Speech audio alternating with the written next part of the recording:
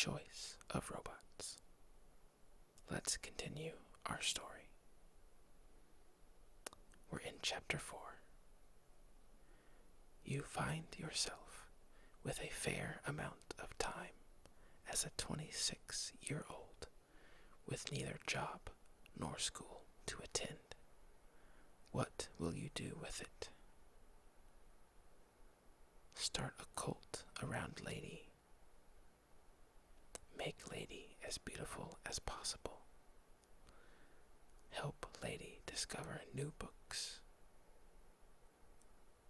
Or work on a robot novel. I'm going to say I've had it with real robots. No, let's not say that.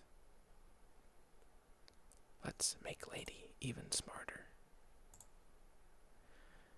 Lady tears through the great Russian novelists, goes on a Milan Kundera kick, and has far more patience for you than you for David Foster Wallace.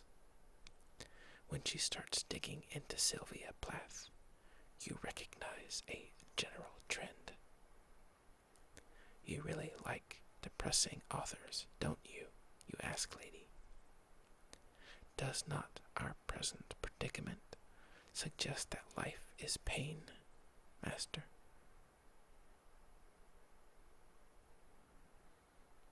Now you can suggest different authors to her.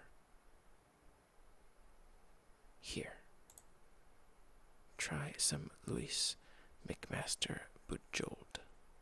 You'll feel better with some good space opera. Lady's mood appears to improve dramatically once she leaves the fiction section of the library for the more optimistic science fiction section. In particular, Lady seems to empathize with Louis McMaster Bujold's character, Miles Vorkosigan, a short spaceship captain with the motto of Forward Momentum. From there, you guide Lady to Bradbury, Le Guin, Willis, and Wolfe, and on the whole, she becomes much more pleasant to be around. Months pass. You can't help but notice that as time goes on, two things are happening. The first thing you've noticed is that all of the people you would normally interact with over the course of the day are slowly being replaced with robots. All of the cashiers at the grocery store are now robots, replacing the supervised self-checkout systems that became popular a few years ago.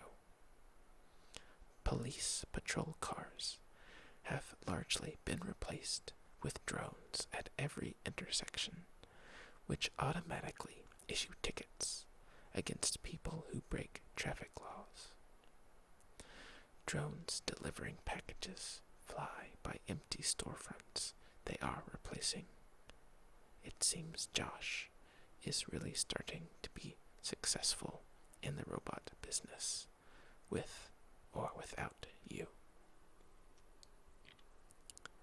You hate to admit it, but perhaps it was just the right time for sentient robots to gain traction, and Josh didn't need your expertise in particular, after all.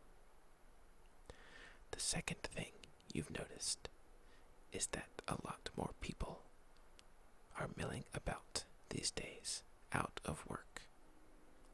Between the internet and robots, there just isn't much for your average person to do. Instead, wealth seems to be concentrating in the hands of the few who can build those internet services and robots.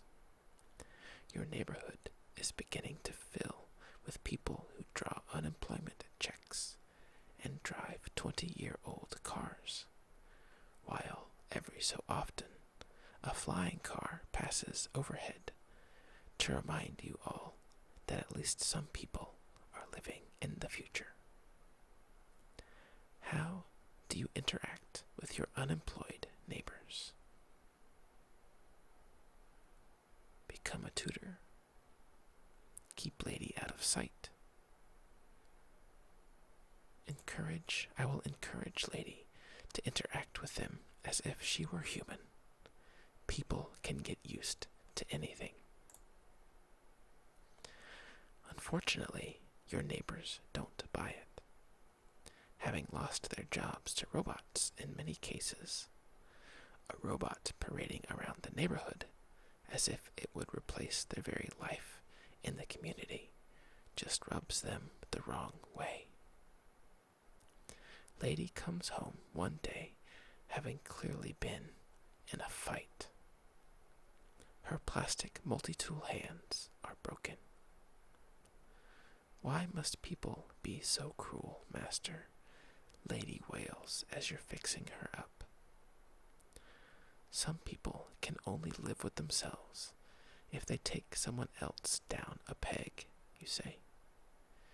You just have to learn to recognize those people early and stay the hell away.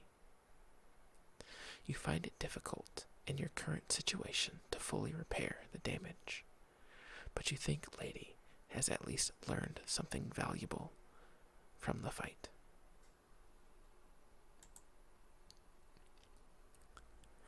Soon you begin to see another kind of robot appearing on the market. Cheap Chinese versions of Josh's line of home robots. These are inexpensive enough that even people in your neighborhood begin to purchase them to work around the home. You're not really sure where they're even getting that kind of money, but you suppose people find a way when they really want something. A few months after these robots have taken the market by storm, you get a call from Josh.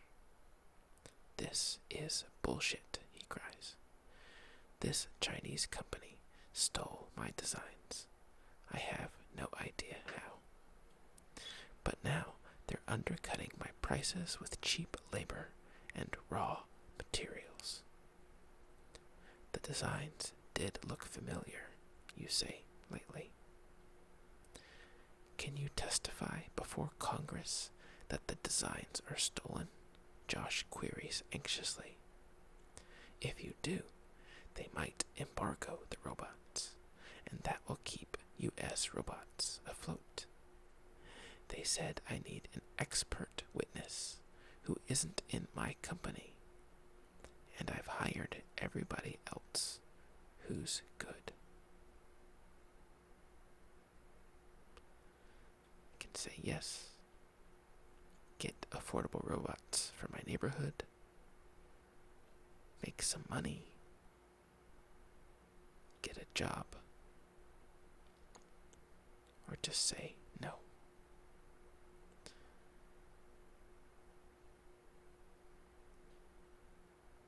Let's say, sure, we'll help out a friend.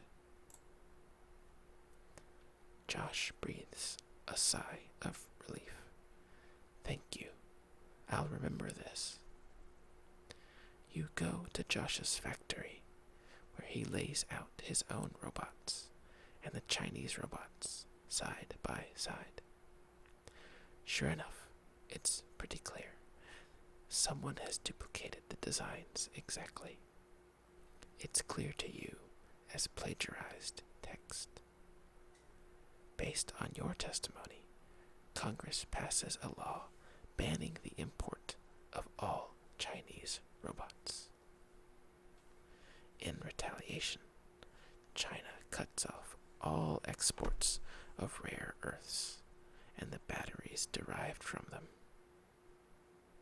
Suddenly, the cost of all the little miniaturized electronics people have grown accustomed to, cell phones, laptops, wearable computing, becomes prohibitively expensive. herself was designed to use cell phone batteries as a cheap, light power source. But now that option is looking expensive, and ladies' batteries are starting to wear down. What will you do?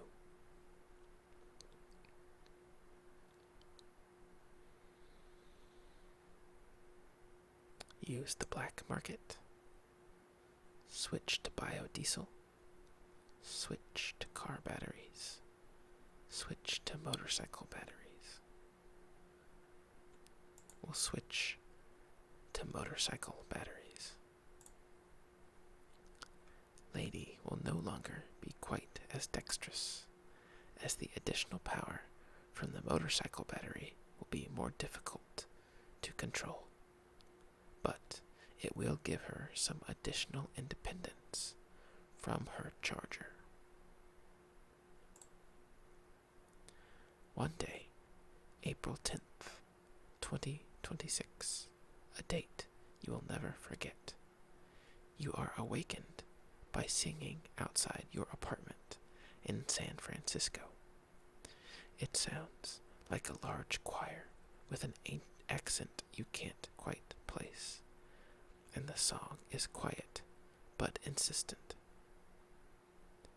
The people are the heroes now. Behemoth pulls the peasant's plow.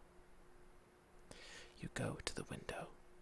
Red-shirted people waving red banners have lined up in immense numbers all along the main boulevard outside your apartment. Noting your interest, Lady rolls up to the window as well. Ah, Lady says, this must be the parade for the Prime Minister of China. Can we go see, Master? Sure, you say. Why not? Now that Lady mentions it, you think you saw something about this on Reddit. The Chinese Prime Minister is visiting San Francisco to discuss trade issues with President Irons. You emerge from your apartment into the crowd of red-shirted, flag-waving supporters, mostly Chinese. You have the sense this kind of groundswell of support for a politician outside his home country isn't normal. Like maybe these supporters were paid.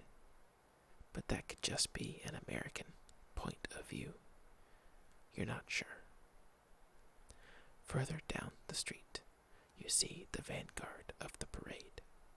Dancers dressed as gods of ancient Chinese pantheon. They wear Chinese opera masks, bear banners with river dragons on their backs, and twirl bared swords.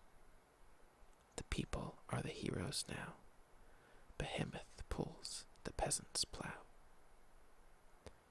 Behind the sword dancer vanguard, you see a troop of men wearing Chinese tunic suits, sometimes called Mao suits, and carrying little red books. They are the ones singing the song, now growing more insistent as the parade draws near. Behind them, you see a legion of men in modern Chinese military dress uniforms.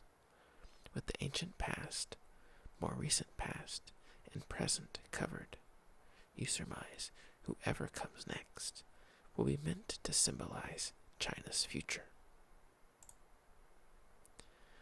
And mountain ranges, one by one, rise red beneath our harvest moon. At the end of the parade, a Chinese man in a suit, in an all red, winged convertible waving at the crowd. It is one of the sleek, new, Chinese-made flying cars, the Tian-8, a symbol of China's rise. You can see down the street that the parade is going to pass close to an anti-robot protest being held in the park. The The unemployed hold signs say things like, I'm with the 99. People vote, machines don't. And America is coming for you, China. You have a growing sense of uneasiness as the Chinese parade heads toward the protesters. We can send Lady to scout the protesters, to stay near the Chinese Prime Minister, or to stay close to you. I tell Lady to stay close to me. Stay close, you tell Lady. I'm not sure what's going to happen, but I don't want you harmed. Yes, Master. You soon hear a shot ring out, coming from the crowd of protesters. A crimson splotch wells through the Prime Minister's shirt, and he falls over in his TN-8, dead. His bodyguards fire back into the crowd, who panic and flee in all directions. Some of the panicked protesters are carrying weapons, and they begin to fire at the parade. The parade goers farthest from the protesters flee, but the closer ones decide en masse to rush the protesters.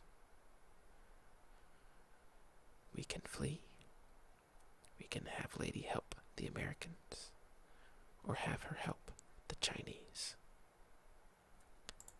Let's get out of here, Lady. Lady nods. You run as the sound of gunfire intensifies. The Chinese contingent is massacred, and the Chinese government vows vengeance. The first shots of the robot war have been fired. And that's the end of Chapter 4. Our character may have inadvertently started a world war. We'll have to see where it goes in Chapter 5. Thank you guys so much for joining me. I'll see you next time.